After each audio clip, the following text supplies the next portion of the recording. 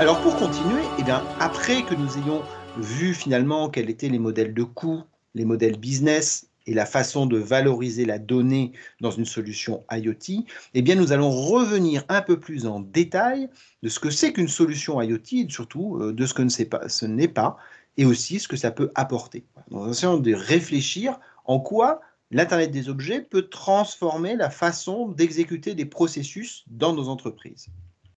Pour cela, et je vais revenir un peu sur ce que j'ai déjà expliqué, mais pour moi, il est important de comprendre que l'Internet des objets n'est pas un objet connecté, c'est-à-dire que ce n'est pas un objet auquel on a rajouté une fonctionnalité supplémentaire qui est une fonctionnalité de connectivité. Ce que j'illustre par ce couteau suisse qui a déjà des tas de fonctionnalités différentes et auquel on rajouterait la fonctionnalité Wi-Fi pour, je ne sais pas, pour permettre un partage de connexion Internet, si c'était possible, ou ce genre de choses.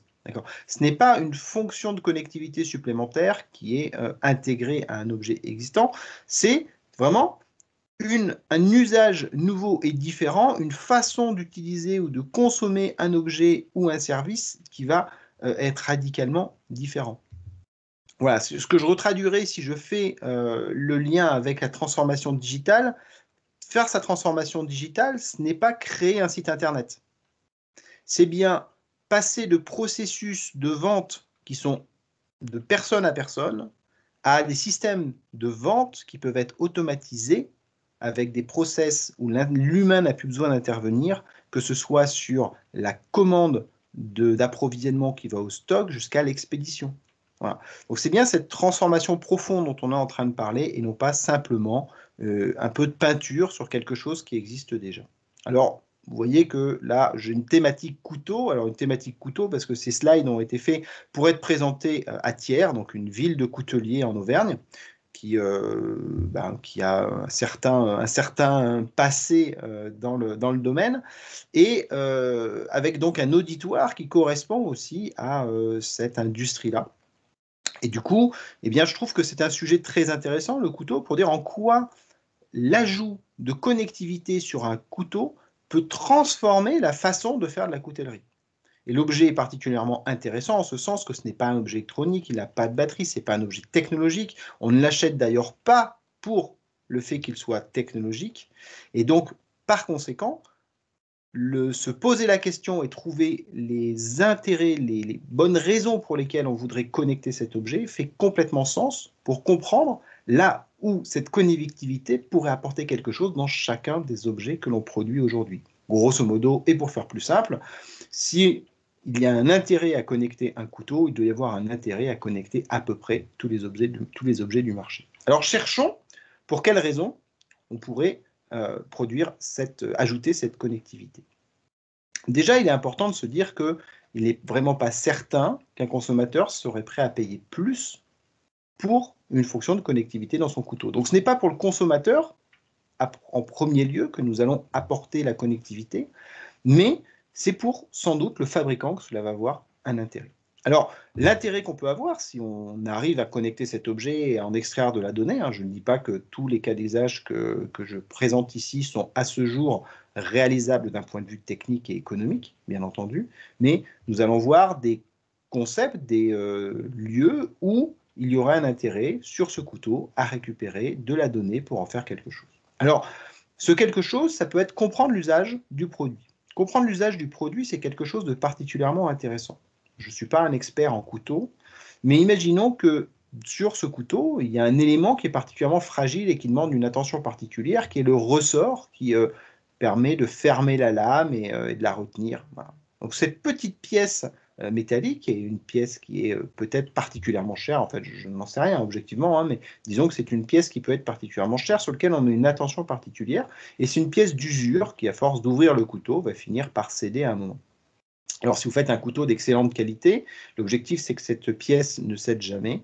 Et tant que vous ne connaissez pas l'usage réel du couteau, vous allez en avoir un usage, on va dire fantasmé, en quelque sorte, qui correspond peut-être à votre usage à vous. Vous qui êtes coutelier, et qui donc utilisez votre couteau tous les jours. Tous les matins, vous l'ouvrez, tous les midis, vous l'ouvrez, tous les soirs, vous l'ouvrez, peut-être même à l'heure de l'apéro, peut-être même le soir, peut-être même juste pour le plaisir de l'ouvrir dans la journée. Et donc, par conséquent, vous êtes un consommateur très particulier qui va avoir un effort très particulier sur cette pièce-là. Vous n'êtes pas représentatif. Alors, le fait de mesurer l'usage permet de sortir de cet usage fantasmé ou issu de données non représentatives et d'être sur de vrais usages. Peut-être aussi de catégoriser des utilisateurs. Alors, typiquement, sur ce type de couteau, il y a des gens qui vont l'utiliser tous les jours à tous les repas. Puis, il y a des personnes qui vont s'en servir pour aller aux champignons une fois ou deux fois par an. Donc en fait, on va avoir une gamme d'usages très variés, mais sans doute sans intermédiaire. C'est-à-dire des gens qui s'en servent beaucoup et des gens qui s'en servent très peu. De ces compréhensions-là, eh bien, peut-être que l'on peut décider de faire plusieurs gammes. Des gammes à usage plus intensif, des gammes à usage plus irrégulier. Et cette petite pièce, qui était cette pièce d'usure, qui avait une fragilité particulière et qui peut-être a un coût de fabrication particulièrement élevé, eh bien, peut-être qu'il est possible dans ces gammes de choisir des choses qui sont différentes. Peut-être qu'il n'est pas nécessaire de faire l'over-engineering sur un couteau qui est peu utilisé, et sans pour autant dégrader la qualité de l'ensemble, parce que il n'y aura pas d'incident pour le consommateur à avoir une pièce moins renforcée à partir du moment où le bon consommateur choisit le bon produit. D'accord ? Et peut-être même que vous vous rendrez compte que sur les couteaux haut de gamme, ceux qui sont ouverts très régulièrement, peut-être que vous aviez là aussi surestimé l'usage réel du produit. Donc comprendre comment le produit est utilisé sur le terrain, c'est améliorer l'adaptation du produit à son marché, c'est mettre la quantité de matière juste nécessaire au bon fonctionnement du produit, c'est donc faire des économies sur les coûts de fabrication du produit, et c'est donc soit se positionner avec un produit un peu moins cher sur le marché, soit dégager une marge plus importante sur le même produit. Donc c'est quand même quelque chose de particulièrement intéressant. Alors quand on mesure l'usage, eh bien, assez rapidement, on mesure l'usure. Ou en tout cas, on a un lien entre usage et usure. Ce qui veut dire que l'on peut proposer le renouvellement du produit, le proposer au bon moment, au moment où l'utilisateur va avoir besoin réellement de le changer. Ça, c'est très intéressant sur un produit comme un couteau, sur lequel on peut être, je veux dire, quelque part attaché à la marque tiers, mais pas forcément à l'atelier qui a produit le dernier couteau que vous avez acheté. Peut-être même pas au coutelier chez qui vous l'aviez acheté la fois précédente. Et donc, par conséquent, être capable d'anticiper le renouvellement, c'est être capable de prendre contact avec le consommateur, c'est être capable de lui proposer une offre intéressante et c'est être capable de le conserver. Et donc, c'est une opportunité d'avoir un business plus régulier, plus important, avec une gamme de clients qui sera un client fidèle à votre marque et qui vous connaîtra. Alors, sans même parler du renouvellement, on peut parler de la maintenance quand on est dans l'usure. C'est aussi donc proposer une maintenance régulière. Un couteau a une lame qu'il faut aiguiser pour qu'il reste performant. Cette opération-là peut être réalisée chez le rémuleur ou le coutelier qui a vendu le produit. Et donc, c'est une opportunité de prise de contact avec le consommateur. C'est une opportunité de le faire revenir en magasin et donc une opportunité de lui faire des ventes supplémentaires, voire du renouvellement, comme on en a parlé précédemment. Donc vous voyez que au travers de la connectivité, sans apporter de fonctionnalités liées à cette connectivité sur le produit qui est vendu, en fait, on transforme la relation entre le client et l'entreprise. Et on crée une relation directe, finalement, entre celui qui capte la data, donc ici le fabricant de couteaux, et celui qui utilise le produit, le couteau. Ça permet de passer un certain nombre d'intermédiaires qui aujourd'hui vous masquent complètement la relation avec votre client. Alors on peut transformer complètement ces business models, et là je fais un petit peu de science-fiction sur ce couteau, mais on pourrait imaginer faire de la facture à l'usage. À partir du moment où je mesure son utilisation, je mesure les ouvertures. Donc peut-être que voilà, le modèle de couteau à 1 centime l'ouverture. Bon, pourquoi pas? Je ne suis pas sûr que ça ait du sens, mais vous voyez qu'une fois qu'on a la donnée, on peut faire ce genre de choses. On peut débloquer une fonctionnalité supplémentaire à la demande. Imaginez le couteau avec tire-bouchon, le tire-bouchon est inclus, mais vous ne l'avez pas payé en quelque sorte, et le jour où vous avez besoin d'ouvrir une bouteille, vous pouvez activer cette option moyennant un paiement supplémentaire. Peut-être que d'un point de vue marketing, il y a un intérêt finalement à vendre un couteau un petit peu moins cher parce que une des fonctionnalités sera vendue sous forme d'un service complémentaire. Je ne sais pas si ça marcherait au niveau du couteau, encore une fois, mais il y a de très nombreux produits où ceci s'adapte. Ensuite, on peut imaginer des fonctionnalités qui sont plus en relation avec l'utilisateur, comme par exemple la possibilité de bloquer l'ouverture du couteau, ou donc de l'autoriser, ce qui peut avoir un intérêt d'un point de vue sécurité, pour que des enfants ne se blessent pas, pour qu'un couteau perdu ne puisse pas être utilisé, ou un couteau volé ne puisse pas être utilisé, pour des choses comme ça. Si l'on revient sur les avantages pour le fabricant, il y a d'autres centres d'intérêt au niveau du parcours de production et de distribution du produit qui vont permettre, par exemple, de suivre ce produit. Et comme on disait tout à l'heure, un couteau est vendu à un grossiste qui le distribue dans un réseau de couteliers qui ensuite l'ont en stock ou en vitrine pendant un moment avant qu'il aille chez des particuliers. Alors si vous êtes un fabricant de couteaux, normalement, ou de n'importe quel produit, vous vous posez toujours une question, c'est de savoir quels sont les niveaux de stock en dehors de chez vous, parce que c'est ce qui va vous permettre d'avoir une idée sur le niveau des commandes qui vont arriver et l'urgence, enfin la proximité de l'arrivée de ces commandes. Et de là, on découle beaucoup de choses, car pour répondre rapidement à une commande, il faut du stock. Pour avoir du stock, il faut acheter des matières premières. Et pour avoir créé ce stock, il faut avoir transformé ces matières premières. Et pour transformer les matières premières, vous pouvez avoir besoin d'employer des personnes. Ce que je veux dire, c'est que si une grosse commande que vous n'aviez pas prévue arrive demain, vous risquez de ne pas avoir le stock. Vous allez le commander en urgence, vous allez peut-être le payer plus cher.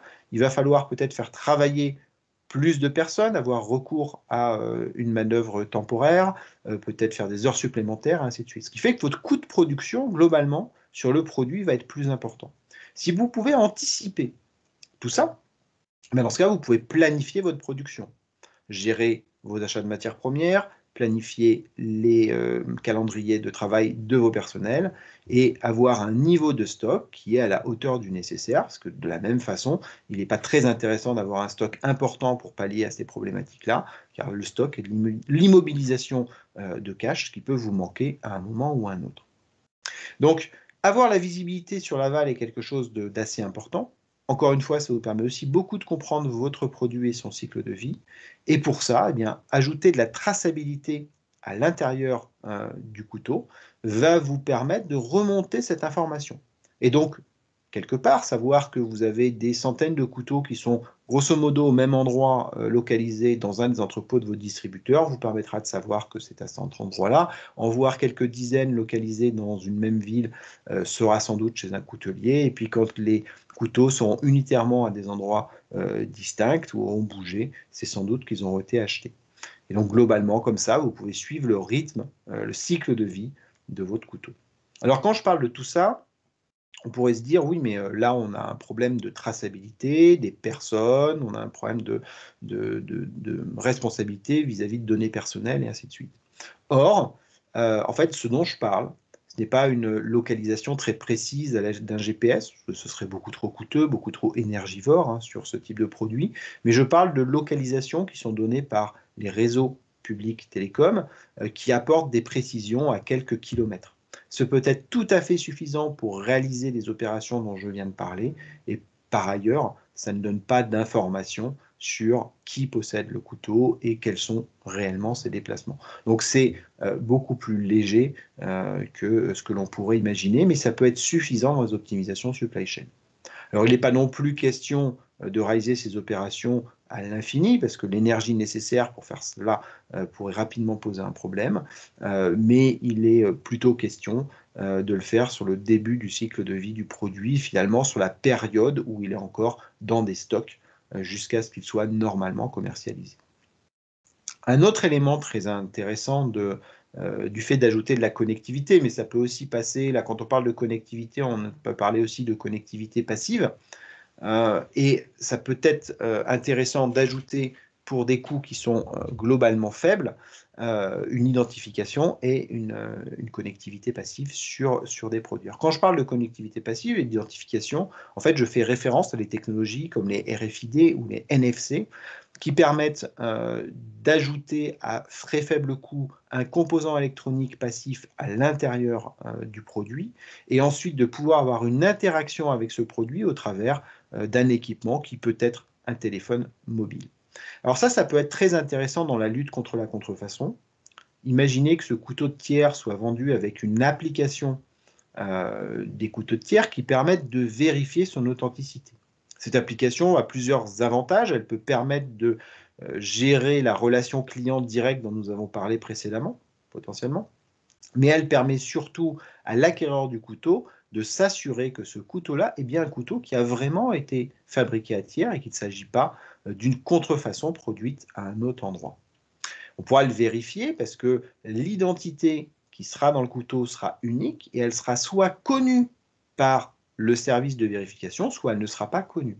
Si elle n'est pas connue, dans ce cas, on pourra indiquer au consommateur final qu'il a été victime d'une contrefaçon. Alors bien sûr, si le consommateur final se rend compte, c'est trop tard, mais il retournera chez son coutelier, il lui ramènera le couteau et se plaindra. Le coutelier vérifiera du coup, avant de vendre ses couteaux, s'ils sont bien des originaux. Et globalement, en remontant comme ça dans la chaîne, eh bien, il n'y aura plus de place pour les contrefaçons sur ce type de marché.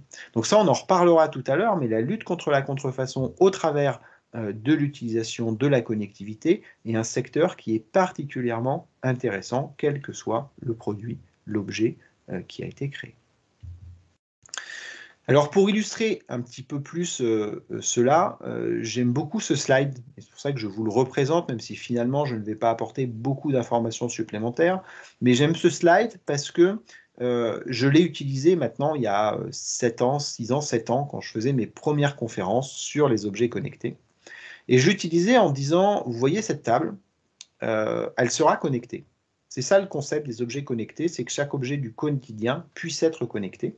Et je ne sais pas vous dire pourquoi, c'était mon discours il y a quelques années, je ne sais pas vous dire pourquoi elle sera connectée, sans doute pas pour mesurer votre temps de repas, quoique, mais elle va être connectée. Et alors, j'aime bien ce slide parce qu'aujourd'hui, je peux reprendre ce slide-là, enfin en tout cas cette image, puisque le contenu a un peu évolué, mais je peux reprendre cette image et je peux vous dire pourquoi cette table a un intérêt à être connectée. Alors clairement, cette table ne va pas être achetée aujourd'hui par des consommateurs pour avoir des informations sur leur façon de manger. Il y a peut-être quelques geeks que ça pourrait intéresser, mais globalement, les gens ne vont pas mettre de l'argent supplémentaire sur une table pour avoir cette information. Par contre, elle va l'être pour améliorer son processus de fabrication. Elle devrait l'être dans ce but-là. Une table qui coûte plusieurs centaines d'euros peut intégrer une connectivité qui permet de la géolocaliser pour son suivi dans sa supply chain aval, exactement comme je vous l'ai expliqué précédemment, pour un coût additionnel autour de 1 dollar aujourd'hui. Donc vous voyez que c'est globalement marginal, 1% potentiellement du coût de la table, pour une optimisation qui, elle, d'un point de vue financier, peut être de 2, 3, 4, 5%. Donc vous voyez que si en ajoutant 1% sur le coût de fabrication d'un produit, vous pouvez avoir une économie en améliorant votre stock, en améliorant votre productivité, en améliorant votre visibilité sur la supply chain, vous pouvez avoir un gain qui peut être largement supérieur à ça. Tout dépend de votre entreprise, du taux d'optimisation que vous avez aujourd'hui, et ainsi de suite, bien entendu. Mais c'est possible, car on est sur des montants qui sont globalement très faibles. Alors, de la même façon que la table peut être connectée pour ces raisons-là, ça me fait réagir à un discours entendu par quelques politiques il y a quelque temps qui moquaient, dans le cadre de la 5G, le frigo connecté. Alors c'est intéressant parce que ces politiques, par ailleurs, étaient des politiques écologistes, et en fait, avoir cette vision-là du frigo connecté qui ne sert à rien, parce que la vision des personnes qui pensent frigo connecté pensent tout de suite frigo connecté à usage de l'utilisateur. C'est-à-dire se disent, c'est quoi un frigo connecté? Pour que ça serve à quelque chose, il faudrait que ça fasse les courses à ma place. Donc on imagine ce frigo connecté comme étant un système qui est capable de faire l'inventaire de ce qu'il y a dans le frigo, de savoir ce que vous entrez, ce que vous sortiez, et vous recommander la même chose. C'est en fait technologiquement très compliqué. Ça coûterait globalement très cher à vraiment mettre en œuvre. Et en effet, les gens ont l'habitude de faire leurs courses. Donc c'est une habitude très très longue à changer. Même si je pense qu'un jour, ces usages-là seront rentrés dans les habitudes et on trouvera ça très pratique. Mais aujourd'hui, nous ne sommes pas prêts. Et ça paraît inutile. Sauf que le frigo connecté a un énorme intérêt, mais qui n'est pas celui d'aller faire nos courses, puisque de toute façon, ça ne nous intéresse pas. Le frigo connecté a l'intérêt de pouvoir s'assurer qu'écologiquement, ce frigo répond à des normes. Donc c'est là où c'est particulièrement intéressant d'écouter des écologistes lutter contre la 5G et se moquer du frigo connecté, parce que justement, la connectivité d'un frigo a un intérêt écologique très fort. Un frigo, c'est quelque chose qui consomme énormément d'énergie dans notre foyer, finalement. Et c'est quelque chose qui se dégrade dans le temps en fonction des fuites potentielles qu'il peut y avoir de gaz, sa performance pour faire du froid est moins bonne, et donc il va dépenser plus d'énergie en faisant tourner son moteur plus longuement pour arriver à produire le même froid. Donc le frigo, c'est quelque chose qui peut surconsommer, c'est quelque chose qui par ailleurs en effet rejette des gaz qui par le passé ont détruit la couche d'ozone et qui aujourd'hui ont un effet sur l'effet de serre et donc le réchauffement climatique qui est très important. Et donc c'est un produit qu'il faut surveiller. C'est un produit qu'il faut entretenir. Et pour faire cette surveillance et pour faire cet entretien, eh bien, il y a une façon aujourd'hui qui est d'intégrer de la connectivité avec ce frigo. C'est-à-dire avoir quelque chose qui mesure que ce frigo a une consommation énergétique qui est normale. C'est une consommation énergétique trop élevée, il faut faire une maintenance. C'est quelque chose qui vérifie qu'il n'y ait pas de fuite dans le système de refroidissement. Et s'il y a une petite fuite, il faut agir tout de suite avant que l'ensemble de son gaz ne se soit échappé. Et ça, c'est possible. C'est possible pour quelques dollars, encore une fois, ajoutés sur le prix d'un frigo qui vaut entre 400, 600, 800 euros.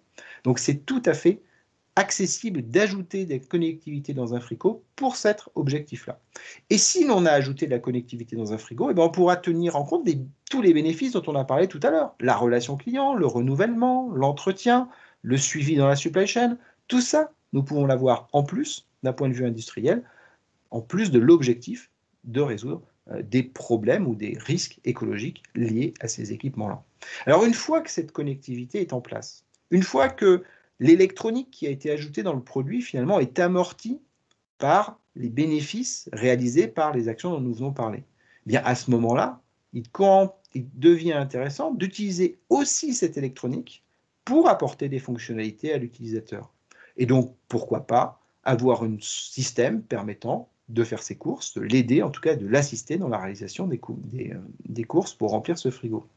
Mais vous voyez que avec cette approche-là, on a changé drastiquement la problématique, puisqu'au départ, c'était de dire j'amène une fonction qui n'intéresse pas le consommateur et je voudrais lui faire payer. Donc il y a peu de chances qu'il adhère à cette approche-là. Et on est passé à j'ai ajouté des fonctionnalités qui, moi, en tant qu'industriel, m'apportent, qui pour certaines pourraient être une obligation légale. Et ces fonctionnalités-là financent l'électronique qui me permet d'apporter un service complémentaire à mon consommateur. Et donc, à ce moment-là, je peux faire un frigo connecté avec des fonctionnalités additionnelles qui ne coûtent pas plus cher pour le consommateur. Alors, en tant que consommateur, je pense qu'on est tous un peu pareil. Si dans le magasin, on a deux produits au même prix, un qui est un frigo, tout ce qu'il y a de plus classique, dont la seule fonctionnalité est de faire du froid, et juste à côté de lui, pour le même prix, on a un frigo qui, en plus, est capable de nous faire un inventaire, de nous prévenir sur nos dates de péremption, par exemple, eh ben, qu'allez-vous faire? Moi, je pense, mais je suis un geek, hein, mais je pense que clairement, pour le même prix, je prendrais celui qui a le plus de fonctions. Et donc, finalement, cette connectivité devient un avantage concurrentiel par rapport à vos concurrents et donc vous permet de gagner des parts de marché sans avoir changé fondamentalement le business model et ainsi de suite. Et une fois que vous avez tout ça qui est en place, eh bien vous pouvez aussi imaginer apporter des services nouveaux à votre client. Ça peut être des bons de réduction qui, quelque part, créent des leads commerciaux qui peuvent vous rapporter des sources de revenus. C'est collecter de la donnée sur la consommation de vos clients, ainsi de suite. Alors encore une fois, bien sûr, toute collecte de données peut avoir un impact sur la vie personnelle et il y a des questions sociétales à se poser. Je ne suis pas vraiment là pour faire poser des questions sociétales, il faudra forcément les poser à partir du moment où vous déciderez de sortir un produit, parce que c'est l'image de votre société qui va être impactée. Mais moi, je suis plutôt là pour vous parler de solutions technologiques et de transformation et vous dire que c'est possible, il faut y réfléchir, mais c'est possible de capter de la donnée, de l'exploiter et d'y trouver un avantage concurrentiel, un avantage commercial et des services nouveaux supplémentaires pour vos clients qui sauront globalement les apprécier. Alors voilà pourquoi ce slide, cette table, après les couteaux. Mais vous voyez, je vais vous montrer qu'on a d'autres cas d'usage où l'Internet des objets peut être particulièrement intéressant.